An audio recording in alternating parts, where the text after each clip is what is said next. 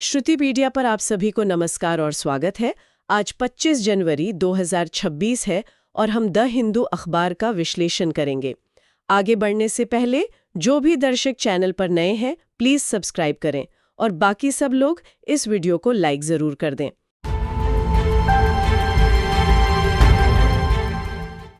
आज हमारे पास अंतर्राष्ट्रीय संबंध और वैश्विक व्यापार से जुड़े कुछ बहुत ही महत्वपूर्ण विषय हैं। जी, और ये तीनों विषय एक तरह से आपस में जुड़े हुए हैं, एक बड़ी तस्वीर दिखाते हैं कि दुनिया किस दिशा में जा रही है। बिल्कुल।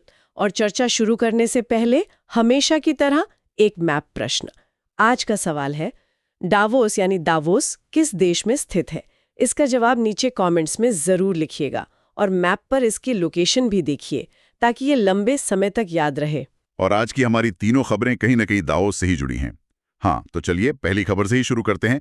हेडलाइन है, US hints at removing Russian oil penalty on India. मतलब अमेरिका ने संकेत दिए हैं कि वो भारत पर रूसी तेल खरीदने की वजह से जो जुर्माना लगाया गया था उसे हटा सकता है। जी, ये खबर आई है अमेरिकी ट्रेजरी सेक्रेटरी स्कॉट बेसेंट के एक इंटरव्यू से। उन्होंने दावोस में पॉलिटिको को ही इंटरव्यू दिया और उन्होंने साफ कहा है कि भारत पर जो 25% का अतिरिक्त टैरिफ लगा था उसे हटाने का एक रास्ता दिख रहा है। एक मिनट, इससे पहले कि हम इसे हटाने की बात करें, ये समझना जरूरी है कि ये टैरिफ लगा ही क्यों था, मतलब इसकी पृष्ठभूमि क्या थी? हाँ, बहुत अच्छा सवाल है। देखिए, ये कहानी पिछले साल अगस्त में शुरू हुई थी। राष्ट्रपति डोनाल्ड ट्रंप ने भारत द्वारा रूसी कच्चे तेल के आयात के जवाब में ये 25% का अतिरिक्त शुल्क लगाया था। अच्छा, और ये पहले से लगे किसी टैरिफ के ऊपर था, है ना? बिल्कुल, ये पहले से लगे 25% रेसिप्रोकल टैरिफ्स के ऊपर था। रेसिप्रोकल टैरिफ्स मतलब जैसे को तैसा वाले? जी, अमेरिका का तर्क था कि भारत अमेरिकी सामानों पर जितना टैरिफ लगाता है वो भी उतना ही लगाएगा। लेकिन ये नया 25% का जुर्माना ये खास तौर पर रूस से तेल खरीदने को लेकर था। तो ये अमेरिका की रूस को आर्थिक रूप से अलग थलग करने की जो बड़ी रणनीति है उसका हिस्सा था। एकदम सही। और भारत का रूस से तेल खरीदना उस रणनीति के आड़े आ रहा था। तो अब ऐसा क्या बदल गया कि वो इसे हटाने पर विचार कर रहे हैं? बदल ये गया है कि भारत ने रूसी तेल का आयात काफी ज्यादा कम कर दिया है। आंकड़े बताते हैं कि दिसंबर में भारत का रूसी तेल आयात पिछले 2 सालों में सबसे निचले स्तर पर आ गया था। ओह, तो मतलब भारतीय रिफाइनरियों ने खरीद लगभग बंद ही कर दी है? जी, और इसीलिए स्कॉट बेसेंट ने अपने इंटरव्यू में कहा ये एक सफलता है। उनके नजरिए से उनका दबाव काम कर गया। तो ये एक तरह से अमेरिका की तरफ से दबाव की रणनीति सफल रही। लेकिन यूपीएससी के नजरिए से देखें तो ये भारत की स्ट्रेटेजिक ऑटोनॉमी यानी रणनीतिक स्वायत्ता पर भी सवाल उठाता है। देखिए, इसे दोनों तरह से देखा जा सकता है। एक तरफ ये भारत की व्यावहारिक विदेश नीति को दिखाता है। भारत ने अपनी ऊर्जा जरूरतों को प्राथमिकता दी, लेकिन जब अंतर्राष्ट्रीय दबाव बहुत ज्यादा बढ़ा तो उसने अपनी रणनीति को एडजस्ट भी किया। ये टकराव से बचने की नीति है। और इस बदलाव का असर क्या हुआ? अगर भारत रूस से तेल नहीं खरीद रहा तो फिर कहां से ले रहा है? यहीं पर कहानी और दिलचस्प हो जाती है। रूस से खरीद कम होते ही ओपेक देशों मतलब मिडिल ईस्ट के तेल उत्पादक देशों से हमारा आयात बढ़ गया।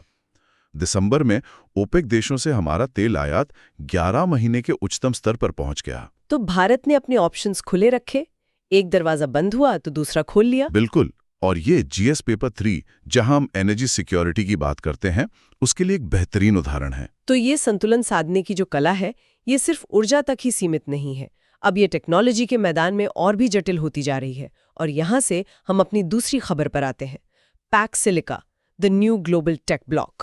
पैक्स सिलिका, ये नाम ही अपना आप में बहुत कुछ कहता है। हाँ, पैक्स रोमाना की तरह लगता है, मतलब सिलिकॉन से शांति। कुछ वैसा ही। इसका आइडिया यह है कि भविष्य में वैश्विक शक्ति का नियंत्रण सिलिकॉन चिप्स के माध्यम से होगा। जिसके पास चिप्स की सप्लाई चेन का कंट्रोल, उसी के पास दुनिया का कंट्रोल। वाह, तो ये है क्या असल में कोई नया गठबंधन? जी, ये अमेरिका द्वारा शुरू किया गया एक चिप सप्लाई चेन अलायंस है। अमेरिकी अंडर सेक्रेटरी जैकब हेलबर्ग के अनुसार इसका लक्ष्य है कल का एआई इकोसिस्टम बनाना। और ये चीन के खिलाफ एक कदम है, जाहिर है। बिल्कुल। दशकों से जो मॉडल था कि चिप्स अमेरिका में डिजाइन हों, ताइवान में बने और चीन में असेंबल हो, पैक्स सिलिका उस युग का अंत है। ये चीन से दूर भरोसेमंद साथी देशों के साथ एक क्लोज्ड लूप इकोसिस्टम बनाने की कोशिश है। तो इस नए क्लब में कौन कौन है? अभी तक 9 देशों ने इस पर साइन किया है। Australia, Greece, Israel, Japan, Qatar, दक्षिण कोरिया, सिंगापुर, यूएई और यूके। काफी मजबूत लिस्ट है। हाँ, और इनके अलावा कनाडा, यूएई और ताइवान भी प्रतिभागी हैं। ये सब मिलकर सेमीकंडक्टर डिजाइन, एआई रिसर्च और रेयर अर्थ में निवेश को सिंक करेंगे। अब सबसे बड़ा सवाल, भारत कहाँ है इस तस्वीर में? मुझे याद है कि शुरू में भारत को इससे बाहर रखा गया था। हाँ, लेकिन अब हालात बदल गए हैं। भारत में नए अमेरिकी राजदूत ने संकेत दिया है कि वॉशिंगटन फरवरी तक भारत को पैक्स सिलिका में शामिल होने का औपचारिक न्योता दे सकता है। और इसकी वजह साफ है, भारत का बढ़ता बाजार, हमारा विशाल इंजीनियरिंग टैलेंट पूल, सॉफ्टवेयर में हमारी ताकत और हमारा डेटा समृद्ध लोकतंत्र, ये सब भारत को इस एआई इकोसिस्टम का एक बहुत ही महत्वपूर्ण स्तंभ बनाते हैं।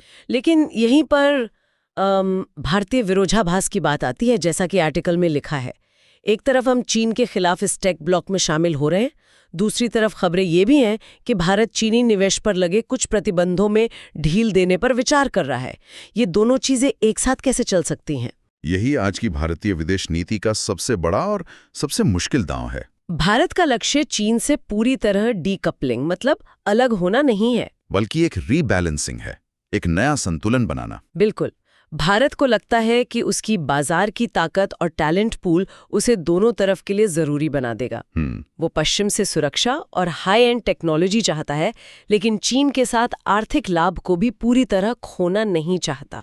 ये तो बहुत ही महीन धागे पर चलने जैसा है। जीएस पेपर 2 अंतर्राष्ट्रीय संबंध के लिए ये एक बहुत ही जटिल केस स्टडी है। हाँ, ये एक हाई रिस्क हाई रिवॉर्ड वाली रणनीति है। तो ऊर्जा और टेक्नोलॉजी दोनों में नए गुट बन रहे हैं। तो ये स्वाभाविक ही है कि वैश्विक शांति के लिए भी कोई नया मंच बने। और यही हमें आज की तीसरी और शायद सबसे विवादास्पद खबर पर लाता है, बोर्ड ऑफ पीस का औपचारिक शुभारंभ। जी, बोर्ड ऑफ पीस ये एक नया अंतर सरकारी संगठन है जिसे 22 जनवरी को दावोस में ही औपचारिक रूप से स्थापित किया गया। इसे प्रस्तावित किसने किया था? अमेरिकी राष्ट्रपति डोनाल्ड ट्रंप ने, और इसे पिछले साल नवंबर में संयुक्त राष्ट्र सुरक्षा परिषद यानी यूएनएससी से समर्थन भी मिला था। और इसका शुरुआती मकसद तो गाजा का पुनर्निर्माण था, है ना? हाँ, कागज पर तो यही था, विमुद्रीकरण, टेक्नोक्रेटिक शासन और पुनर्निर्माण। लेकिन इसके एक चेयरमैन खुद डोनाल्ड ट्रंप हैं, और इसके कार्यकारी बोर्ड में Tony Blair, Marco Rubio, Jared Kushner, Ajay Banga जैसे बड़े नाम शामिल हैं। जी, और यहीं से मामला पेचीदा हो जाता है। इसके चार्टर में गाजा का कहीं जिक्र नहीं है। तो फिर इसका असली मकसद क्या है? इसका मकसद बहुत व्यापक रखा गया है, दुनिया भर में शांति को बढ़ावा देना और संघर्षों को हल करना। और ट्रंप ने संकेत दिया है कि इसका जनादेश दूसरे संघर्षों तक भी बढ़ाया जा सकता है। तो ये एक तरह का सुपर ग्रुप है जो संयुक्त राष्ट्र के समानांतर काम करेगा। कई देशों को यही चिंता है, खासकर इसलिए क्योंकि ट्रंप खुद यूएन के बड़े आलोचक रहे हैं। सदस्यता को लेकर क्या प्रतिक्रिया रही है? मिलीजुली। सऊदी अरब, यूएई, कतर, पाकिस्तान जैसे देश शामिल हो गए हैं, लेकिन फ्रांस, स्वीडन, नॉर्वे जैसे कई यूरोपीय देशों ने साफ इनकार कर दिया है। उन्हें डर है कि ये यूएन को कमजोर करेगा। और भारत, हमारा क्या स्टैंड है? भारत ने अभी तक कोई फैसला नहीं लिया है, वो वेट एंड वॉच स्थिति में है। ट्रंप की टिप्पणियां भी काफी अजीब थीं। उन्होंने गाजा को एक सुंदर संपत्ति कहा। हाँ, ये एक बहुत ही ट्रांजैक्शनल, मतलब लेन देन वाली सोच को दिखाता है। ये संघर्षों को एक बिजनेस डील की तरह देख रहे हैं। तो कुल मिलाके ये वैश्विक शासन यानी ग्लोबल गवर्नेंस में आ रहे एक बड़े बदलाव का संकेत है।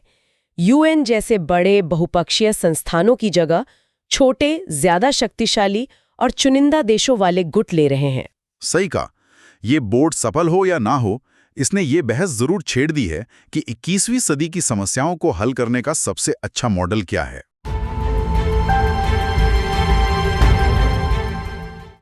आज हम शासन यानी गवर्नेंस के 3 अलग-अलग चेहरों को देखेंगे। जी। पहला, जहां सिस्टम आम नागरिक से मिलता है, यानी हमारी चुनावी प्रक्रिया में। दूसरा, जहां सिस्टम ताकत का इस्तेमाल करता है, मतलब हमारी न्याय प्रणाली में। और तीसरा, जहां सिस्टम खुद को सुधारने की एक नई, आप कह सकते हैं, कोशिश करता है। बिल्कुल। आज की हमारी चर्चा विशेष रूप से यूपीएससी एस्पिरेंट्स के लिए है, और हम 3 बड़ी खबरों की गहराई में उतरेंगे। जी। हम बात करेंगे पश्चिम बंगाल में स्पेशल इंटेंसिव रिवीजन के दौरान 3.5 लाख वोटर्स की सुनवाई से गायब हो जाने की। अच्छा। फिर गणतंत्र दिवस पर गृह मंत्रालय द्वारा प्रदर्शित किए जाने वाले नए आपराधिक कानूनों की। और अंत में बिहार सरकार की एक बहुत ही दिलचस्प चीफ मिनिस्टर फेलोशिप स्कीम की।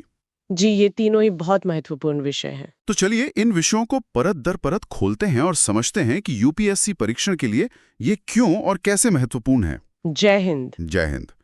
तो पहली खबर जो सुर्खियां बटोर रही है वो है पश्चिम बंगाल से। खबर है कि लगभग 3.5 लाख अनमैप्ड मतदाता एसआईआर सुनवाई के लिए नहीं पहुंचे। जी। ये एसआईआर यानी स्पेशल इंटेंसिव रिवीजन सुनने में एक बहुत ही टेक्निकल शब्द लगता है। आसान भाषा में इसका असली मतलब क्या है और ये क्यों किया जा रहा है? देखिए, एसआईआर का जो मूल उद्देश्य है वो है मतदाता सूची यानी इलेक्टोरल रोल्स को आप कह सकती हैं सैनिटाइज करना। सैनिटाइज। हाँ, ये शब्द केरल के मुख्य निर्वाचन अधिकारी ने भी इस्तेमाल किया था। इसका मतलब है बोगस, डुप्लीकेट या ऐसे वोटर्स जो अब उस पते पर नहीं रहते, उन्हें हटाकर एक साफ सुथरी और शुद्ध मतदाता सूची तैयार करना। अच्छा। और पश्चिम बंगाल के मामले में ये अनमैप्ड शब्द उन मतदाताओं के लिए इस्तेमाल हो रहा है जिनका 2002 की मतदाता सूची से कोई सीधा लिंक नहीं मिल पा रहा है। 3.5 लाख एक बहुत बड़ा आंकड़ा है। तो अधिकारियों की असल चिंता क्या है? क्या ये महज एक प्रशासनिक चूक है या इसके पीछे कुछ और भी है? यही इस मामले का सबसे आप कह सकते हैं जटिल पहलू है। 32 लाख अनमैप्ड वोटर्स में से 10% से ज्यादा का सुनवाई के लिए ना आना अधिकारियों के लिए एक रेड फ्लैग है। एक संभावना तो ये है कि इनमें से कई एंट्रीज वाकई फर्जी या बोगस हों। अच्छा। लेकिन दूसरी और ज्यादा चिंताजनक संभावना ये है कि ये असली मतदाता हैं जो किसी वजह से, जैसे जानकारी का अभाव या मजदूरी के लिए बाहर जाना, इस वजह से सुनवाई में शामिल नहीं हो पाए। और अगर ऐसा है तो एक प्रशासनिक प्रक्रिया लाखों लोगों को उनके वोटिंग के अधिकार से भी वंचित कर सकती है। बिल्कुल। हालांकि राहत की बात यह है कि चुनाव आयोग ने सुनवाई की तारीख 7 फरवरी तक बढ़ा दी है और लोग अपने बूथ लेवल ऑफिसर यानी बीएलओ से नई तारीख भी ले सकते हैं। यहाँ पर जो सबसे जरूरी बात सामने आती है वो ये है कि एक प्रशासनिक प्रक्रिया जो कागज पर तो बिल्कुल निष्पक्ष लगती है, असल में समाज के एक बहुत बड़े हिस्से यानी महिलाओं के खिलाफ कैसे काम कर सकती है। इस बारे में एक स्टडी हुई है, उसके क्या निष्कर्ष हैं? आपने बिल्कुल सही पॉइंट उठाया। सबर इंस्टीट्यूट की स्टडी इस मामले की एक बहुत ही महत्वपूर्ण परत खोलती है। जी।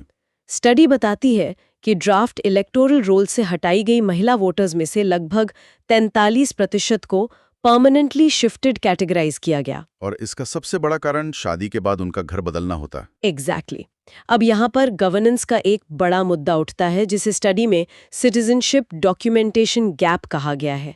मतलब महिलाओं के पास खासकर ग्रामीण और गरीब तबके में शादी के बाद अपने दस्तावेज अपडेट करवाने के लिए जरूरी संसाधन या जानकारी नहीं होती। तो एक सामाजिक प्रक्रिया जो कि शादी है वो एक प्रशासनिक बाधा बन जाती है। हाँ, और उनके वोट देने के अधिकार पर सवाल खड़ा कर देती है। लेकिन क्या ये सिर्फ दस्तावेजों की कमी का मामला है या फिर इसमें बूथ लेवल ऑफिसर्स यानी बीएलओज के स्तर पर संवेदनशीलता की भी कमी है? ये कोई नई बात तो है नहीं, ये तो दशकों से हो रहा है। आपने बिल्कुल सही नब्ज पकड़ी है। ये सिर्फ दस्तावेजों का नहीं बल्कि प्रक्रियात्मक संवेदनशीलता मतलब प्रोसीजरल सेंसिटिविटी का भी मामला है।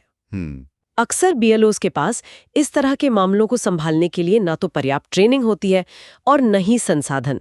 वो बस घर पर महिला के ना मिलने पर उन्हें शिफ्टेड मार्क कर देते हैं, बिना ये सोचे कि इसका अंजाम क्या होगा। जी। तो ये एक सिस्टेमिक इशू है जहां एक जेंडर न्यूट्रल प्रक्रिया जमीनी हकीकत में जेंडर बायस्ड परिणाम देती है। जाहिर है इतने बड़े मामले पर राजनीतिक प्रतिक्रियाएं भी तेज हुई होंगी। जी हाँ, और प्रतिक्रियाएं दो अलग अलग सिरों से आई हैं। एक तरफ नोबेल पुरस्कार विजेता अमर्त्य सेन है। जी। उन्होंने कहा है कि ये प्रक्रिया अनड्यू हेस्ट यानी बहुत जल्दबाजी में की जा रही है, खासकर जब चुनाव इतने नजदीक है। उनका मानना है कि इससे समाज के सबसे गरीब और वंचित वर्ग को मुश्किल होगी। और दूसरी तरफ राहुल गांधी ने इसे एक राजनीतिक नजरिए से देखते हुए well planned, organised and strategic vote चोरी यानी एक सुनियोजित वोट चोरी बताया है। अच्छा। उन्होंने चुनाव आयोग की भूमिका पर भी सवाल उठाए हैं। चलिए इसे सीधे सीधे परीक्षा से जोड़ते हैं। जी। अगर मेंस में इलेक्टोरल रिफॉर्म्स पर सवाल आता है तो इस पश्चिम बंगाल के केस स्टडी से कौन से 3 या 4 की पॉइंट्स निकाले जा सकते हैं? बहुत अच्छा सवाल है। देखिए, यूपीएससी एस्पिरेंट्स के लिए ये topic GS paper 2 polity and governance का कोर है। जी। इस केस स्टडी से पहला बिंदु है purity of electoral rolls versus universal suffrage का डायलेमा। मतलब सूची की शुद्धता और सबका मताधिकार, बिल्कुल, इनके बीच संतुलन। बिल्कुल। दूसरा, disproportionate impact on vulnerable sections, मतलब कैसे ये प्रक्रियाएं महिलाओं और गरीबों को ज्यादा प्रभावित करती हैं। तीसरा, तकनीक और ह्यूमन एलिमेंट की भूमिका। सिर्फ डेटाबेस काफी नहीं है, बीएलओ की ट्रेनिंग भी जरूरी है। और चौथा, पॉलिटिसाइजेशन ऑफ एडमिनिस्ट्रेटिव प्रोसेसेस, यानी प्रशासनिक कार्यों का राजनीतिकरण। ये बहुत ही उपयोगी पॉइंट्स हैं। जी। तो बंगाल का ये मामला दिखाता है कि लोकतंत्र का पहला कदम, यानी एक साफ सुथरी वोटर लिस्ट, कितना जटिल हो सकता है। पर अब आते हैं हमारे अगले विषय पर, भारत की न्याय प्रणाली में हो रहे ऐतिहासिक बदलाव। जी। गणतंत्र दिवस की परेड में गृह मंत्रालय की झांकी इस बार सिर्फ एक सांस्कृतिक प्रदर्शन नहीं, बल्कि एक बड़ा पॉलिसी स्टेटमेंट लग रही है। ये नए आपराधिक कानूनों को प्रदर्शित करेगी। बिल्कुल। ये सिर्फ एक झांकी नहीं, बल्कि एक युग के अंत और दूसरे की शुरुआत का प्रतीक है। ये 3 नए कानून, भारतीय न्याय संहिता, भारतीय नागरिक सुरक्षा संहिता और भारतीय साक्ष्य अधिनियम, हाँ, ये ब्रिटिश काल के इंडियन पीनल कोड CRPC और एविडेंस एक्ट की जगह ले रहे हैं। झांकी का फोकस भी एक मॉडर्न, टेक्नोलॉजी ड्रिवन और सिटीजन सेंट्रिक न्याय प्रणाली पर है। जी बिल्कुल। इस सिटीजन सेंट्रिक शब्द का इस्तेमाल बहुत होता है। जी। लेकिन इन नए कानूनों में ऐसा क्या है जो इन्हें वाकई नागरिक केंद्रित बनाता है? क्या कुछ ठोस उदाहरण है? जरूर, कुछ बड़े बदलाव हैं। उदाहरण के लिए भारतीय न्याय संहिता में आतंकवाद यानी टेररिज्म को पहली बार परिभाषित किया गया है। अच्छा, पहले ये आईपीसी में नहीं था? नहीं, पहले ये पोटा या टाडा जैसे स्पेशल कानूनों का हिस्सा था, लेकिन देश के मुख्य आपराधिक कानून में इसकी कोई परिभाषा नहीं थी। इसी तरह राजद्रोह यानी सेडिशन के कानून को हटा दिया गया है, हालांकि उसकी जगह एक नया ज्यादा व्यापक प्रावधान लाया गया है। और मॉब लिंचिंग के लिए भी प्रावधान है, मैंने पढ़ा था। जी, उसके लिए भी विशेष सजा का प्रावधान है। ये बदलाव दिखाते हैं कि कानून को आज के चुनौतियों के हिसाब से ढालने की कोशिश हुई है। झांकी में एक और खास बात ई-साक्ष्य का जिक्र है। इसका क्या मतलब है और ये न्याय प्रक्रिया को कैसे बदलेगा? ई-साक्ष्य का मतलब है डिजिटल साक्ष्यों का संग्रह, यानी कलेक्शन ऑफ डिजिटल एविडेंस। अच्छा। ये इस बात का संकेत है कि नई न्याय प्रणाली में तकनीक की कितनी अहम भूमिका होने वाली है। FIR से लेकर केस डायरी तक सब कुछ डिजिटल होगा। और सर्च और जब्ती की वीडियोग्राफी भी अनिवार्य होगी। जी, इससे पारदर्शिता बढ़ेगी और जांच प्रक्रिया तेज हो सकती है। सिद्धांत रूप में ये एक क्रांतिकारी कदम है। सिद्धांत रूप में तो ये बहुत अच्छा लगता है, लेकिन ये एक पैंडोरास बॉक्स भी खोल सकता है। डिजिटल सबूतों पर इतनी ज्यादा निर्भरता के साथ सबसे बड़ी चुनौतियां क्या हैं? बहुत ही वाजिब चिंता है। चुनौतियां कई स्तर पर हैं। पहली, डेटा सिक्योरिटी एंड प्राइवेसी। हाँ। दूसरी, एडमिसिबिलिटी एंड ऑथेंटिसिटी, मतलब डिजिटल सबूतों के साथ छेड़खानी आसान हो सकती है। और तीसरी और शायद सबसे बड़ी चुनौती है कैपेसिटी बिल्डिंग। हमारे पुलिस बल को डिजिटल लिटरेसी और आधुनिक फोरेंसिक टूल्स के इस्तेमाल की व्यापक ट्रेनिंग देनी होगी, जिसके बिना ये कानून सिर्फ कागज पर ही अच्छे लगेंगे। बिल्कुल। अगर कोई aspirant reforming India's justice delivery system पर एक निबंध लिख रहा है, तो इन नए कानूनों का इस्तेमाल करके उसे अपना तर्क कैसे बनाना चाहिए? निबंध के लिए ये एक बेहतरीन टॉपिक है। एस्पिरेंट्स को एक स्ट्रक्चर्ड अप्रोच अपनाना चाहिए।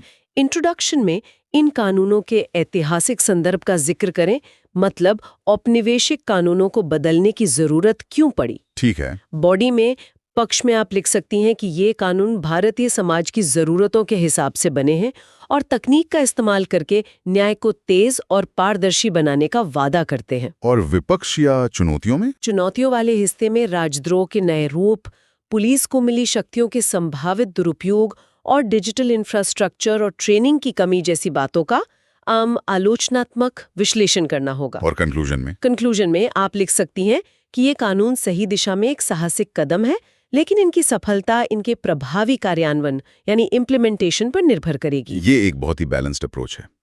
तो हमने देखा कि कैसे सिस्टम नागरिकों के अधिकार तय करता है और न्याय देने के लिए अपनी शक्ति का इस्तेमाल करता है। जी। अब हम शासन के तीसरे चेहरे की ओर बढ़ते हैं, जहां सिस्टम खुद को बेहतर बनाने के लिए नए रास्ते तलाशता है। और इसका एक दिलचस्प उदाहरण बिहार से आ रहा है। जी। बिहार सरकार ने IIM बोधगया के साथ मिलकर chief minister fellowship scheme launch की है। ये सुनने में तो बहुत अच्छा लग रहा है। हाँ, लेकिन मुझे ये समझना है कि इसका असल मकसद क्या है। क्या सरकार को नए आइडियाज की जरूरत है या फिर ये युवाओं को गवर्नेंस का अनुभव देने का एक ट्रेनिंग प्रोग्राम ज्यादा है? ये दोनों का एक बहुत ही, आप कह सकती हैं, सोचा समझा मिश्रण है। इसका दोहरा उद्देश्य है। अच्छा। एक तरफ ये बिहार के प्रतिभाशाली युवा पेशेवरों को सरकार के साथ सीधे काम करने का एक अनूठा मौका देता है। दूसरी तरफ सरकार को इन युवाओं की ऊर्जा, उनके नए विचारों और उनकी तकनीकी विशेषज्ञता का लाभ मिलेगा। तो ये आईआईएम से मिले अकादमिक ज्ञान और सरकार के साथ मिले व्यवहारिक अनुभव के बीच एक पुल की तरह है। इसमें कौन शामिल हो सकता है और इस स्कीम को क्या चीज खास बनाती है? इसकी एलिजिबिलिटी काफ़ी सख्त है। प्रतिष्ठित संस्थानों से पोस्ट ग्रेजुएट डिग्री और कैट या जीमैट जैसी परीक्षाओं का वैध स्कोर अनिवार्य है। और आवेदक का बिहार का निवासी होना भी जरूरी है? जी, जो दिखाता है कि इसका मकसद राज्य के ही टैलेंट को रोकना है। लेकिन जो बात इसे वाकई खास बनाती है वो है महिलाओं के लिए 35% आरक्षण। ये महिला सशक्तिकरण की दिशा में एक बहुत बड़ा और ठोस कदम है। बिल्कुल। इसके अलावा फेलोज को 80,000 रुपए से लेकर 1.5 लाख रुपए प्रति माह तक का आकर्षक मानदेय भी दिया जाएगा। ये सब सुनने में बहुत अच्छा लगता है, लेकिन चलिए थोड़ा यथार्थवादी होते हैं। बिहार जैसे बड़े राज्य की नौकरशाही जो दशकों से एक ही ढर्रे पे चल रही है, क्या वो इन मुट्ठी भर युवा फेलोज को आसानी से स्वीकार कर लेगी? ये इस स्कीम की सफलता की सबसे बड़ी कसौटी होगी। पहली चुनौती है सिस्टेमिक इनर्शिया, यानी स्थापित नौकरशाही का नए विचारों के प्रति प्रतिरोध। आउटसाइडर वाली भावना। जी। दूसरी चुनौती है मीनिंगफुल एंगेजमेंट। क्या इन फेलोज को वाकई नीति निर्माण में शामिल किया जाएगा या फिर उन्हें बस रिपोर्ट बनाने जैसे कामों में लगा दिया जाएगा? ये भी एक अहम सवाल है। और तीसरी चुनौती है स्केलेबिलिटी एंड इम्पैक्ट। कुछ 100 फेलोज का प्रभाव कितना गहरा और व्यापक हो सकता है, ये देखना होगा। अगर कोई एस्पिरेंट गवर्नेंस पर अपने नोट्स बना रहा है, तो इस स्कीम को उन्हें किस हेडिंग के अंदर रखना चाहिए? ये गुड गवर्नेंस का उदाहरण है या लैटरल एंट्री का? इसे कई हेडिंग्स के तहत रखा जा सकता है। सबसे पहले ये जीएस पेपर 2 में गुड गवर्नेंस और पार्टिसिपेटरी गवर्नेंस का एक उत्कृष्ट केस स्टडी है। जी। दूसरा, ये ब्यूरोक्रेसी में लैटरल एंट्री के कॉन्सेप्ट का एक सॉफ्टवेयर वर्जन है। और तीसरा, आप इसे जीएस पेपर 4 यानी एथिक्स में भी इस्तेमाल कर सकती हैं। अच्छा। ये दिखाने के लिए कि कैसे लोक सेवा में युवाओं की ऊर्जा का उपयोग करके एथिकल गवर्नेंस को बढ़ावा दिया जा सकता है। आज हमारे सामने द हिंदू के कुछ बहुत ही महत्वपूर्ण लेख हैं और इनके जरिए हम भारत के 3 अलग-अलग मोर्चों की कहानी समझने की कोशिश करेंगे। एक लड़ाई जो हम जीतने के करीब है, एक वैज्ञानिक पहेली जो हमें इंसान के शरीर को एक नए नजरिए से देखने पर मजबूर कर रही है, और एक विकास की बहस जो शायद हमारे भविष्य को तय करेगी। और ये तीनों ही विषय यूपीएससी के लिहाज से जीएस पेपर्स 2 और 3 के लिए बहुत महत्वपूर्ण है। बिल्कुल। हम शुरुआत करेंगे मलेरिया के खिलाफ भारत की एक निर्णायक जंग से, फिर हम दिमाग और हड्डियों के बीच एक बहुत ही अनसुने कनेक्शन की पड़ताल करेंगे, और आखिर में ग्रेट निकोबार प्रोजेक्ट पर जो एक घमासान चल रहा है उसको समझेंगे, जहां विकास और पर्यावरण आमने सामने हैं। हमारा मकसद सिर्फ जानकारी देना नहीं है, बल्कि इन मुद्दों की गहराई में उतरकर वो नजरिए निकालना है जो परीक्षा में एक मजबूत जवाब लिखने में मदद करे। तो चलिए इस ज्ञान के सागर में होता लगाते हैं। पहला मोर्चा है भारत का 2030 तक मलेरिया को जड़ से खत्म करने का महत्वाकांक्षी लक्ष्य। सुनने में बहुत अच्छा लगता है, लेकिन सवाल ये है, क्या ये मुमकिन है? ये एक बहुत बड़ा और कह सकते हैं बहुत जरूरी सवाल है। अगर आंकड़ों को देखें तो उम्मीद तो जगती है। 2016 में भारत ने national framework for malaria elimination launch किया था। लक्ष्य साफ था, 2030 तक 0 इंडिजिनस केसेस, मतलब देश के भीतर मलेरिया का एक भी नया केस ना हो। और एक इंटरम माइलस्टोन भी था, एक बीच का लक्ष्य आप कह रहे हैं? जी। 2027 तक पूरे देश में बीमारी के स्थानीय फैलाव, जिसे इंडिजिनस ट्रांसमिशन कहते हैं, उसे पूरी तरह रोक देला। ठीक है, तो ये तो हुआ लक्ष्य, लेकिन जमीनी हकीकत क्या है? इस सफर में हम अभी तक पहुंचे कहाँ हैं? हम काफी आगे आए हैं। स्वास्थ्य मंत्रालय की रिपोर्ट ये बताती है कि 23 राज्यों और केंद्र शासित प्रदेशों के 160 जिलों में 2022 से 2024 के बीच मलेरिया का एक भी स्वदेशी मामला दर्ज नहीं हुआ। एक भी नहीं? एक भी नहीं। और ये सिर्फ हमारा दावा नहीं है। वर्ल्ड मलेरिया रिपोर्ट 2023 भी इस पर मुहर लगाती है। रिपोर्ट के मुताबिक 2015 से 2022 के बीच भारत में मलेरिया के मामलों में 66% की भारी गिरावट आई है। 66% की कमी। ये आंकड़ा प्रभावशाली तो है, लेकिन क्या ये हमें पूरी कहानी बताता है? कहीं ऐसा तो नहीं कि हमने जो आसान लक्ष्य थे वो पहले हासिल कर लिए और अब असली मुश्किल लड़ाई बाकी है, वो आखिरी कुछ प्रतिशत जो सबसे ज्यादा चुनौती देते हैं? आपने बिल्कुल सही नब्ज पकड़ी है। यही इस मिशन का सबसे मुश्किल दौर है। इसे समझने के लिए WHO की मलेरिया उन्मूलन की परिभाषा जानना जरूरी है।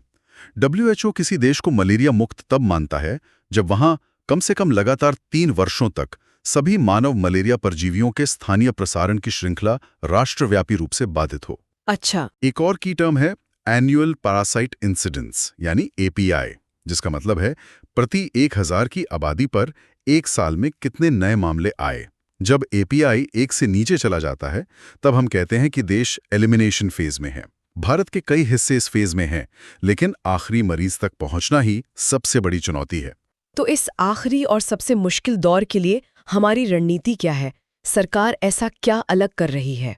रणनीति को देखिए, national strategic plan for malaria elimination 2023 से 2027 में और धार दी गई है। इसके 3 मुख्य स्तंभ हैं। पहला, मलेरिया सर्वेलेंस को एक कोर इंटरवेंशन बनाना, मतलब हर मामले पर बास की तरह नजर रखना। दूसरा, टेस्टिंग, ट्रीटिंग एंड ट्रैकिंग के जरिए हर किसी तक जांच और इलाज की पहुंच सुनिश्चित करना। और तीसरा, वेक्टर कंट्रोल यानी मच्छरों को पनपने से रोकने के उपायों को बढ़ाना। तमिलनाडु इसका एक बेहतरीन उदाहरण है, जहां वे माइग्रेंट वर्कर्स की बहुत गहन निगरानी कर रहे हैं, क्योंकि वे अक्सर ज्यादा मलेरिया वाले राज्यों से आते हैं। ये माइग्रेशन वाला पॉइंट बहुत दिलचस्प है। ये एक बड़ी चुनौती लगती है। इसके अलावा और कौन सी बड़ी बाधाएं हैं? स्रोत 4 बड़ी चुनौतियों पर रोशनी डालता है। पहली तो यही है माइग्रेशन। आप सोचिए, उड़ीसा के किसी मलेरिया प्रभावित ग्रामीण इलाके से एक कंस्ट्रक्शन वर्कर काम करने चेन्नई आता है। वो अपने साथ सिर्फ अपना सामान नहीं बल्कि मलेरिया का परजीवी भी ला सकता है। अब शहर की स्वास्थ्य व्यवस्था के लिए इस एक मामले को भीड़ में ढूंढकर उसका इलाज करना भूसे के ढेर में सुई खोजने जैसा है। बिल्कुल। और दूसरी चुनौती वो है अर्बन मलेरिया। चेन्नई जैसे तेजी से बढ़ते शहर अपनी अलग चुनौतियां पेश करते हैं। हर तरफ कंस्ट्रक्शन साइट्स, पानी का जमाव, ये सब मच्छरों के लिए ब्रीडिंग ग्राउंड है। सही बात है। तीसरी और शायद सबसे जटिल चुनौती है प्लाज्मोडियम विवेक्स का लगातार बना रहना। ये परजीवी भारत के करीब 2/3 मामलों के लिए जिम्मेदार है। इसके इलाज के लिए 14 दिन का एक रेडिकल ट्रीटमेंट चाहिए होता है। अब मुश्किल ये है कि मरीज को 2-3 दिन में ही बेहतर महसूस होने लगता है। ऐसे में उसे पूरे 14 दिन तक दवा खाने के लिए मनाना एक बहुत बड़ी जमीनी चुनौती है। दवा छोटी और बीमारी कुछ महीनों में वापस आ सकती है। और चौथी चुनौती, मुझे लगता है वो दवाइयों से जुड़ी होगी। एकदम सही। चौथी चुनौती है drug resistance. World malaria report 2023 anti malarial दवाओं, खासकर आर्टेमिसिन डेरिवेटिव्स के प्रति बढ़ते प्रतिरोध के खतरे की चेतावनी देती है। ये दवाइयां मलेरिया के इलाज की रीढ़ हैं। अगर ये बेअसर होने लगी तो हमारी सारी मेहनत पर पानी फिर सकता है। तो इन सब चुनौतियों में से क्या कोई एक ऐसी है जिसे आप फाइनल बॉस कहेंगे? वो एक चीज जिस पर अगर हमने ध्यान नहीं दिया तो ये पूरा 2030 का मिशन पटरी से उतर सकता है? अगर एक को चुनना हो तो वो होगी सर्वेलेंस एंड कंप्लायंस का कॉम्बिनेशन। मतलब हर एक मामले को ट्रैक करना, चाहे वो कितना भी दूर दराज क्यों ना हो, और ये सुनिश्चित करना कि मरीज अपना पूरा इलाज करे, खासकर विवैक्स के मामले में। भारत की मलेरिया की लड़ाई अब एक नए चरण में है। यह अब देशव्यापी कवरेज की नहीं बल्कि मुश्किल इलाकों, शहरी झुग्गियों, दूर दराज के आदिवासी क्षेत्रों और प्रवासी आबादी में सटीक लक्षित हमलों की लड़ाई है। पुरानी रणनीतियां यहां पूरी तरह काम नहीं करेंगी। बहुत गहरी बात है। तो मलेरिया की लड़ाई अब माइक्रो लेवल पर लड़ी जाएगी। ऐसा लगता है कि विज्ञान भी अब चीजों को ज्यादा इंटरकनेक्टेड, एक होलिस्टिक नजरिए से देख रहा है, जो हमें हमारे अगले विषय पर लाता है, सिजोफ्रेनिया और हड्डियों के स्वास्थ्य के बीच एक हैरान कर देने वाला जेनेटिक लिंक। मतलब एक दिमागी बीमारी और हमारी हड्डियों का क्या लेना देना हो सकता है? यही बात इस खोज को इतना आकर्षक बनाती है। पारंपरिक रूप से सिजोफ्रेनिया को सिर्फ एक ब्रेन डिसऑर्डर माना जाता है, लेकिन डॉक्टरों ने लंबे समय से ये देखा है कि इस स्थिति से जूझ रहे लोगों की हड्डियां अक्सर कमजोर होती हैं और उन्हें फ्रैक्चर का खतरा ज्यादा होता है। अब तक इसके कारण बाहरी माने जाते थे, जैसे एंटीसाइकोटिक दवाओं का असर, कम शारीरिक गतिविधि या विटामिन डी की कमी। तो इस नई स्टडी में ऐसा क्या मिला जो इस पूरी सोच को बदल रहा है? ये स्टडी जो जीनोमिक साइकेट्री जर्नल में छपी है, ये इशारा करती है कि ये कनेक्शन सिर्फ लाइफस्टाइल से नहीं बल्कि हमारे डीएनए से यानी जैविक रूप से जुड़ा हो सकता है। चीन के शोधकर्ताओं ने 5 लाख से ज्यादा लोगों के जेनेटिक डेटा का विश्लेषण किया और यहाँ बात सच में दिलचस्प हो जाती है। उन्होंने पाया कि हमारे डीएनए के कुछ हिस्से, जिन्हें हम जेनेटिक रीजन्स कह सकते हैं, वो सिजोफ्रेनिया और हड्डियों से जुड़े लक्षणों दोनों के लिए जिम्मेदार हो सकते हैं। एक मिनट, इसका मतलब क्या ये है कि कोई एक ही खराब जीन है जो दिमाग में सिजोफ्रेनिया और हड्डियों में कमजोरी दोनों पैदा कर रहा है? ये एक बहुत जरूरी न्यूआंस है। इसे ऐसे समझते हैं, मान लीजिए आपके घर में एक ही मेन वायरिंग यानी डीएनए, आपके दिमाग यानी मेन स्विच बोर्ड और आपकी हड्डियों यानी वाटर पंप दोनों को कंट्रोल करती है। अब अगर वायरिंग में ही कोई फॉल्ट है तो हो सकता है कि लाइट भी झिलमिलाए और पानी का पंप भी ठीक से काम ना करे, भले ही दोनों का काम बिल्कुल अलग हो। वाह! ये अध्ययन उसी कॉमन वायरिंग की तलाश कर रहा है। ये नहीं कह रहा कि एक ही स्विच खराब है, बल्कि ये है कि जिस रास्ते से बिजली आ रही है उसी में कोई गड़बड़ हो सकती है जो दोनों को प्रभावित कर रही है। ये एनालॉजिकल एक्सप्लेनेशन कमाल का है। इसने चीज को बिल्कुल साफ कर दिया है। लेकिन एक और हैरान करने वाली बात है, ये लिंक पूरे कंकाल में एक जैसा नहीं था, है ना? सही कहा। सबसे मजबूत जेनेटिक ओवरलैप एड़ी की हड्डी की मजबूती मतलब हील बोन स्ट्रेंथ के साथ पाया गया। ये क्यों है, ये अभी एक पहेली है, लेकिन यह इस थ्योरी को और पुख्ता करता है कि ये एक गहरा जैविक संबंध है। तो इसका प्रैक्टिकल इम्प्लीकेशन क्या है, खासकर भारत जैसे देश में स्वास्थ्य सेवाओं के लिए इसका क्या मतलब है? देखिए, स्रोत में स्टैनफोर्ड यूनिवर्सिटी के एक विशेषज्ञ बताते हैं कि अभी इसका क्लिनिकल देखभाल पर कोई फौरी असर नहीं है, लेकिन ये एक बहुत बड़े गैप इन केयर की ओर इशारा करता है। सिजोफ्रेनिया का निदान अक्सर जवानी में होता है। उस उम्र में कोई भी हड्डियों की कमजोरी के बारे में नहीं सोचता। नतीजा, मरीज की एक शारीरिक स्वास्थ्य समस्या पर सालों तक ध्यान ही नहीं जाता जब तक कि कोई फ्रैक्चर ना हो जाए। तो अगर कोई भविष्य का पॉलिसी मेकर या सिविल सेवक इस जानकारी को देख रहा हो तो उसके लिए सबसे बड़ा सबक क्या है? क्या ये कि हमारा हेल्थ केयर सिस्टम बहुत ज्यादा साइलोड है जो दिमाग और शरीर को अलग अलग करके देखता है? आपने बिल्कुल सही निष्कर्ष निकाला। ये स्टडी इस बात पर जोर देती है कि हमें भारत में मानसिक स्वास्थ्य के लिए एक होलिस्टिक, एक समग्र अप्रोच की जरूरत है। जब हम किसी के मानसिक स्वास्थ्य का इलाज कर रहे हों तो हमें उसके शारीरिक स्वास्थ्य की अनदेखी नहीं करनी चाहिए। मेंस के जवाब में ये एक ऐसा नुक्ता है जो आपके उत्तर को दूसरों से अलग और बेहतर बना सकता है, क्योंकि यह दिखाता है कि आप मौजूदा वैज्ञानिक विकास और उसकी नीतिगत प्रभावों को समझते हैं। ये होलिस्टिक व्यू का आइडिया बहुत जरूरी है। हम दिमाग को शरीर से अलग नहीं कर सकते और शायद हम विकास को भी पर्यावरण और मानवाधिकारों से अलग करके नहीं देख सकते। यही तनाव हमारे अंतिम विषय के केंद्र में है, ग्रेट निकोबार द्वीप का मेगा इंफ्रास्ट्रक्चर प्रोजेक्ट। हाँ, ये एक बहुत ही जटिल और संवेदनशील मुद्दा है। ये एनवायरनमेंट वर्सेस डेवलपमेंट की बहस का एक टेक्स्ट बुक केस स्टडी है, आप कह सकते हैं। स्रोत के मुताबिक कांग्रेस पार्टी ने इस परियोजना को पारिस्थितिकीय रूप से विनाशकारी यानी इकोलॉजिकली डिजास्टर्स करार दिया है। उनका आरोप है कि कई कानूनी चुनौतियों और विशेषज्ञों की चेतावनियों के बावजूद सरकार इस प्रोजेक्ट को आगे बढ़ा रही है। आरोप क्या है? चिंता के मुख्य बिंदु कौन कौन से हैं? मुख्य रूप से 2 चिंताएं हैं। पहली, जाहिर है, पारिस्थितिकी क्षति यानी इकोलॉजिकल डैमेज। ग्रेट निकोबार एक बेहद नाजुक इकोसिस्टम है जो कई दुर्लभ प्रजातियों का घर है। दूसरी चिंता वहां रहने वाले स्वदेशी जनजातीय समुदायों, खासकर शोम्पेन और निकोबारेजे जनजातियों पर पड़ने वाले प्रभाव को लेकर है। द हिंदू की एक रिपोर्ट का हवाला दिया गया है जिसमें ट्राइबल काउंसिल के सदस्यों ने आरोप लगाया कि जिला प्रशासन उन पर प्रोजेक्ट के लिए अपनी पैतृक भूमि सौंपने का दबाव बना रहा है। क्या है, उन्होंने इसका क्या जवाब दिया है? सरकार ने इस परियोजना का पुरजोर बचाव किया है। तत्कालीन पर्यावरण मंत्री भूपेंद्र यादव ने संसद में कहा था कि सभी जरूरी वैधानिक मंजूरियां मतलब स्टैट्यूटरी क्लियरेंसेस ली जा चुकी हैं और यह पहल देश के रणनीतिक और आर्थिक विकास के लिए महत्वपूर्ण है। तो यहाँ एक तरफ पर्यावरण और आदिवासी अधिकारों की चिंता है और दूसरी तरफ राष्ट्रीय विकास और सुरक्षा की दलील। ये मामला काफी राजनीतिक भी लगता है। एक यूपीएससी एस्पिरेंट को इस तरह के पॉलिटिकली चार्ज्ड मुद्दे को कैसे देखना चाहिए? बिल्कुल, और यहाँ ये साफ करना जरूरी है कि हम सिर्फ स्रोत में दी गई जानकारी को निष्पक्ष रूप से प्रस्तुत कर रहे हैं। हमारा काम किसी का पक्ष लेना नहीं, बल्कि दोनों दृष्टिकोणों को सामने रखना है। एक तरफ पर्यावरणविद और कांग्रेस नेता जयराम रमेश और सोनिया गांधी की चिंताएं हैं, दूसरी तरफ सरकार की विकास की प्राथमिकताएं हैं। ये मामला कलकत्ता हाईकोर्ट और नेशनल ग्रीन ट्रिब्यूनल यानी NGT में भी विचाराधीन है, जो इसकी कानूनी जटिलता को और बढ़ाता है। तो ये एक क्लासिक मेंस केस स्टडी है। अगर एक एस्पिरेंट को इसका विश्लेषण करना हो तो वो कौन से मुख्य संवैधानिक और कानूनी ढांचे हैं जिन्हें ध्यान में रखना जरूरी है? हम यहाँ forest rights act, environmental impact assessment यानी EIA और शायद सतत विकास के सिद्धांतों की बात कर रहे हैं, है ना? एकदम सही। एस्पिरेंट्स को इसे एक मल्टी डायमेंशनल मुद्दे के रूप में देखना चाहिए।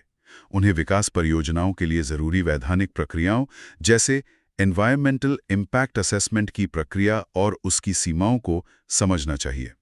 उन्हें जनजातीय अधिकारों की सुरक्षा से जुड़े कानूनों जैसे फॉरेस्ट राइट्स एक्ट 2006 और PESA एक्ट 1996 के प्रावधानों को जानना चाहिए।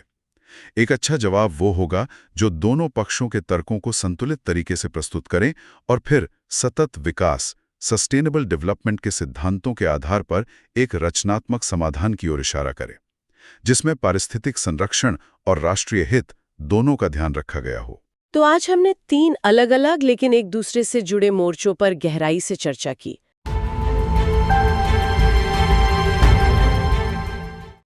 आज हम भारत के 2 ऐसी तस्वीरों पर बात करेंगे जो एक साथ मौजूद तो हैं, लेकिन एक दूसरे से बिल्कुल अलग दिखती है। एक तस्वीर है रफ्तार की, विकास की, मतलब 200 किलोमीटर प्रति घंटे से दौड़ने वाले भविष्य की। और दूसरी तस्वीर है एक अदृश्य खतरे की, एक ऐसे मनोवैज्ञानिक जाल की जो हमारे आज को, हमारे सबसे पढ़े लिखे लोगों को भी जकड़ रहा है। बिल्कुल सही कहा। और ये एक ऐसा विरोधाभास है जिसे समझना UPSC की तैयारी करने वालों के लिए बेहद जरूरी है। हाँ। एक तरफ हम फिजिकल इंफ्रास्ट्रक्चर यानी भौतिक बुनियादी ढांचे को मजबूत कर रहे हैं, तो दूसरी तरफ हमारे सोशल एंड साइकोलॉजिकल इंफ्रास्ट्रक्चर की कमजोरियां सामने आ रही हैं। और इसी विरोधाभास को समझने के लिए आज हम 3 बहुत महत्वपूर्ण विषयों की गहराई में उतरेंगे। सबसे पहले केरल में प्रस्तावित 1 लाख करोड़ रुपए के हाई स्पीड रेल कॉरिडोर की बात करेंगे, जो विकास की पहली तस्वीर दिखाता है। फिर हम डिजिटल अरेस्ट नाम के एक खतरनाक साइबर स्कैम का विश्लेषण करेंगे, जो हमारी असुरक्षा की दूसरी तस्वीर है। और अंत में CBSE स्कूलों में मानसिक स्वास्थ्य सलाहकारों की अनिवार्य नियुक्ति के फैसले पर चर्चा करेंगे, जो शायद इन दोनों तस्वीरों के बीच एक पुल बनाने की कोशिश है। तो चलिए इस गहरी और जरूरी पड़ताल को शुरू करते हैं। तो पहला विषय, केरल से आई एक बहुत बड़ी खबर। टेक्नोक्रेट E श्रीधरन, जिन्हें हम सब भारत का मेट्रो मैन भी कहते हैं जी, उन्होंने पुष्टि की है कि केंद्र सरकार केरल में तिरुवनंतपुरम से कन्नूर तक एक हाई स्पीड रेल कॉरिडोर बनाने पर गंभीरता से विचार कर रही है। लागत लगभग 1 लाख करोड़ रुपए। और सिर्फ लागत ही नहीं, इसका जो स्केल और रफ्तार है वो भी देखने लायक है। प्रस्ताव ये है कि इसे सिर्फ 5 साल में पूरा कर लिया जाएगा। 5 साल में? ये तो बहुत एम्बिशियस लगता है। बिल्कुल है। और इसे बनाने की जिम्मेदारी DMRC यानी दिल्ली मेट्रो रेल कॉरपोरेशन को दी जा सकती है, जो समय पर और कुशलता से काम पूरा करने के लिए जानी जाती है। राइट। और दिलचस्प बात यह है कि श्रीधरन खुद इसके काम का नेतृत्व करने को तैयार हैं। एग्जैक्टली। DMRC का नाम आते एक भरोसे का एहसास होता है। दिल्ली मेट्रो इसकी मिसाल है। लेकिन यहाँ एक सवाल उठता है। DMRC का अनुभव मुख्य रूप से एक महानगर के अंदर, मतलब इंट्रा-सिटी मेट्रो नेटवर्क बनाने का रहा है। क्या वही मॉडल केरल जैसे राज्य में, जहाँ की भौगोलिक और राजनीतिक परिस्थितियां बिल्कुल अलग हैं, एक छोर से दूसरे छोर तक रेल लाइन बिछाने के लिए उतना ही कारगर साबित होगा? ये एक बहुत ही वाजिब सवाल है, और यहीं पर UPSC एस्पिरेंट्स के लिए विश्लेषण का असली मुद्दा छिपा है। देखिए, बात मॉडल को हूबहू कॉपी करने की नहीं है, बल्कि उसके जो मूल सिद्धांत हैं, कोर प्रिंसिपल्स, उनको अपनाने की है। अच्छा। जैसे DMRC मॉडल के सफलता के पीछे क्या था?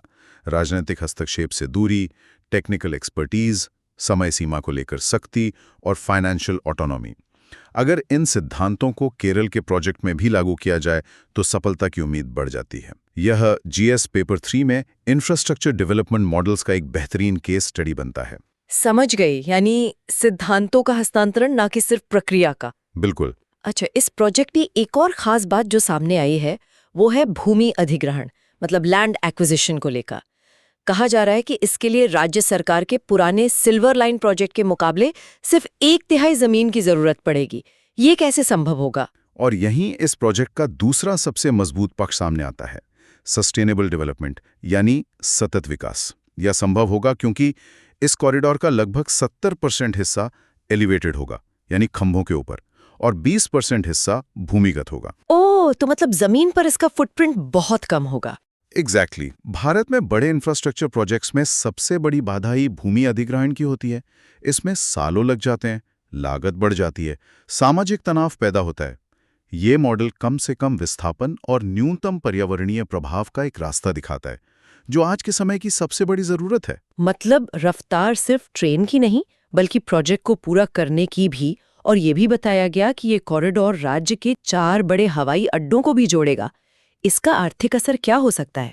इसका असर जबरदस्त होगा। इसे हम फोर्स मल्टीप्लायर इफेक्ट कहते हैं। Force multiplier effect? हाँ, जब आप 4 एयरपोर्ट्स तिरुवनंतपुरम, कोची, करीपुर और कन्नूर को एक हाई स्पीड रेल लाइन से जोड़ते हैं, तो आप एक सीमलेस मल्टी मॉडल कनेक्टिविटी का नेटवर्क बना देते हैं। मतलब कोई पर्यटक या कारोबारी हवाई जहाज से उतरकर तुरंत हाई स्पीड ट्रेन पकड़ सकता है। बिल्कुल। इससे केरल के पर्यटन उद्योग को, जो उसकी अर्थव्यवस्था की रीढ़ है, एक नई ऊंचाई मिलेगी। साथ ही व्यापार और वाणिज्य के लिए आवाजाही आसान होगी, जिससे ईज ऑफ डूइंग बिजनेस भी बेहतर होगा। मेंस की परीक्षा में अक्सर ऐसे प्रोजेक्ट्स के सामाजिक आर्थिक लाभों पर सवाल आते हैं, और ये उसका एक सटीक उदाहरण है। इसमें एक राजनीतिक पहलू भी है ना। ये प्रोजेक्ट राज्य सरकार के एक मौजूदा प्रोजेक्ट के विकल्प के तौर पर देखा जा रहा है। यहाँ केंद्र और राज्य के संबंधों की भूमिका भी अहम हो जाती है। Of course. और ये इस विषय का चौथा आयाम है, कोऑपरेटिव फेडरलिज्म यानी सहकारी संघवाद। यहाँ ये देखना दिलचस्प होगा कि केंद्र और राज्य सरकारें इस प्रोजेक्ट पर कैसे मिलकर काम करती हैं। ये सिर्फ एक रेल लाइन बनाने का मामला नहीं है, ये इस बात की भी परीक्षा है कि बड़े राष्ट्रीय महत्व के प्रोजेक्ट्स में राजनीतिक सहमति कैसे बनती है। सही बात है। ये तो ही जमीन पर दौड़ने वाली रफ्तार की बात जो हमें भविष्य की ओर ले जा रही है। लेकिन एक और रफ्तार है जो साइबर स्पेस में दौड़ रही है, और वो हमेशा हमारे फायदे के लिए नहीं है। यह हमें उस दूसरी तस्वीर की ओर ले जाती है जिसके बारे में हमने शुरू में बात की थी। ये खबर है डिजिटल अरेस्ट स्कैम की। एक ऐसी खबर जो किसी को भी हिलाकर रख दे। दिल्ली में रहने वाले एक बुजुर्ग दंपत्ति, 77 वर्षीय डॉक्टर इंदिरा तनेजा और 81 वर्षीय ओम तनेजा के साथ जो हुआ, वो इसका सबसे भयावह उदाहरण है। हाँ।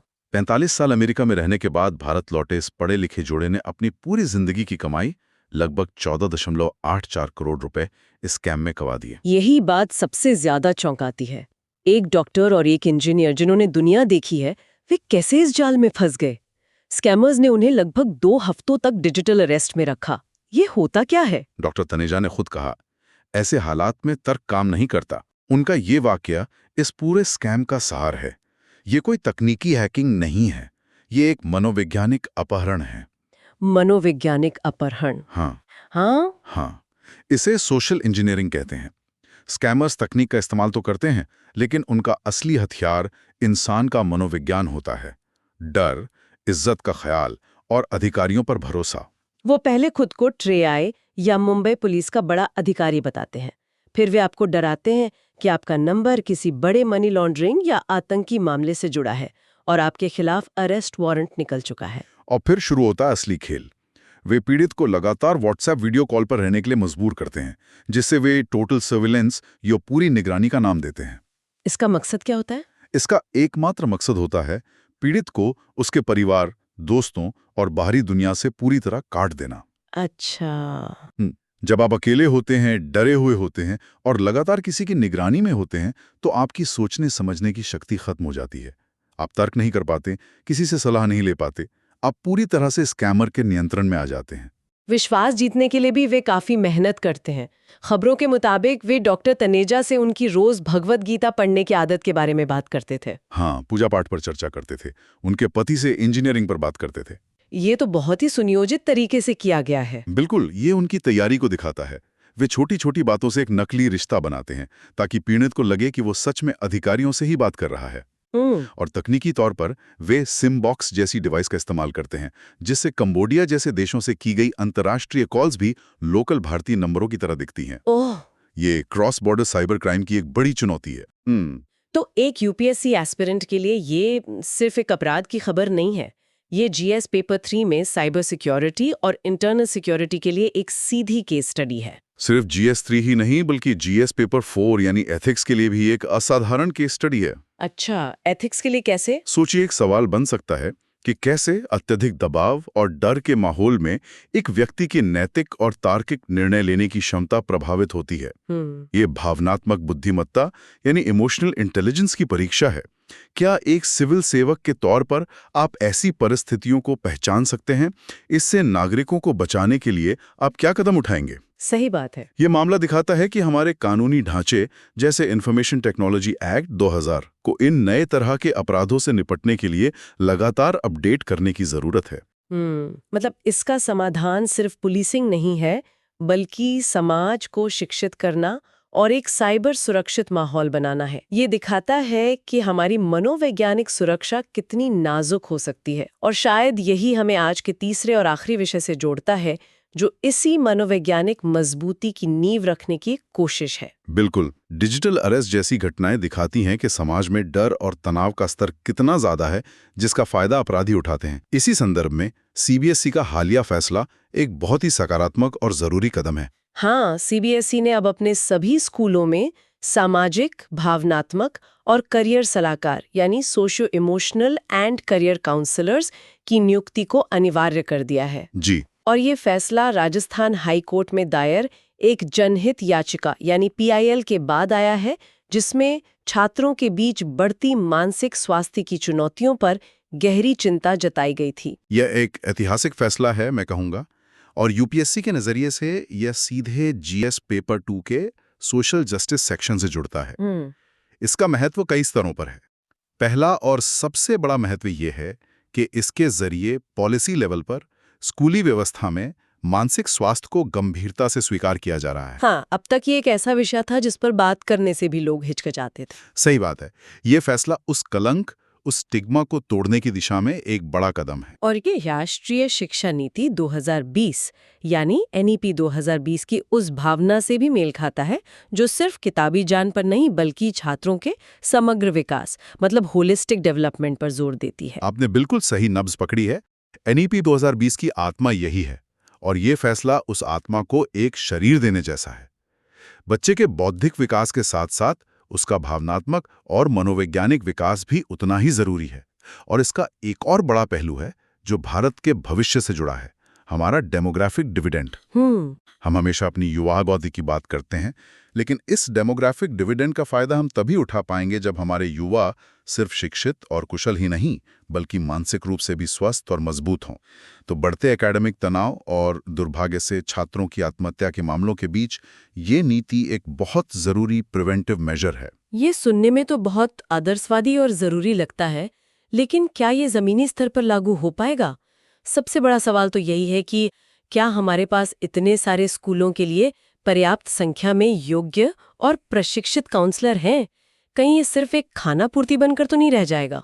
और यहीं पर एक सिविल सेवक की तरह सोचने की जरूरत है, जो सिर्फ नीति के सकारात्मक पहलुओं को नहीं बल्कि उसके कार्यान्वयन मतलब इम्प्लीमेंटेशन की चुनौतियों को भी समझता है। राइट। आपकी चिंताएं बिल्कुल जायज हैं। पहली चुनौती प्रशिक्षित काउंसलरों की भारी कमी है। दूसरी, स्कूलों के अंदर एक ऐसा सपोर्टिव माहौल बनाना जहां छात्र बिना झिझक के अपनी बात कह सके। हाँ, शिक्षकों और माता पिता को भी इसमें शामिल करना होगा। बिल्कुल। और तीसरी और सबसे बड़ी चुनौती यह सुनिश्चित करना है कि यह सिर्फ कागज पर एक नियम बनकर ना रह जाए। जी। इसके लिए एक मजबूत निगरानी तंत्र की जरूरत होगी। मेंस की परीक्षा में किसी भी नीति का क्रिटिकल एनालिसिस पूछा जाता है, जिसमें आपको उसके फायदे और इन चुनौतियों दोनों पर बात करनी होती है। तो आज हमने 3 बिल्कुल अलग अलग क्षेत्रों की खबरों का विश्लेषण किया। इंफ्रास्ट्रक्चर में एक हाई स्पीड विजन, साइबर सुरक्षा की एक स्याह हकीकत और शिक्षा में उम्मीद की एक नई किरण। हाँ, और जब इन तीनों को एक साथ रखकर देखते हैं तो एक बहुत गहरा सवाल खड़ा होता है। एक तरफ हम 200 की रफ्तार से दौड़ने वाली ट्रेनें बना रहे हैं जो हमारी तकनीकी और आर्थिक आकांक्षाओं का प्रतीक है, तो दूसरी तरफ हमारे ही समाज के सबसे अनुभवी और पढ़े लिखे लोग मनोवैज्ञानिक रूप से इतने कमजोर हैं कि एक फोन कॉल पर अपनी जिंदगी भर की जमा पूंजी लुटा देते हैं। ये एक बहुत बड़ा विरोधाभास है। तो आज का विचारणीय प्रश्न यही है, जैसे जैसे भारत एक विकसित राष्ट्र बनने की ओर बढ़ रहा है, हमें किन संस्थागत ढांचों को सबसे ज्यादा मजबूत करने की जरूरत है? क्या सिर्फ भौतिक हार्डवेयर जैसे कि सड़कें और ट्रेनें, या फिर देश का सॉफ्टवेयर यानी हमारे लोगों का सामाजिक और मनोवैज्ञानिक ढांचा, उनकी मानसिक मजबूती, जो ये सुनिश्चित करें कि तकनीकी प्रगति सिर्फ आर्थिक विकास तक सीमित न रहे बल्कि हर नागरिक के लिए वास्तविक मानवीय सुरक्षा और खुशहाली भी लाए? यह एक बहुत ही जरूरी सवाल है जिस पर हम सबको सोचना चाहिए। आज की यह चर्चा आपको कैसी लगी? हमें अपना फीडबैक जरूर भेजें और इस चैनल को सब्सक्राइब करना न भूलें ताकि आप कोई भी महत्वपूर्ण विश्लेषण मिस ना करें।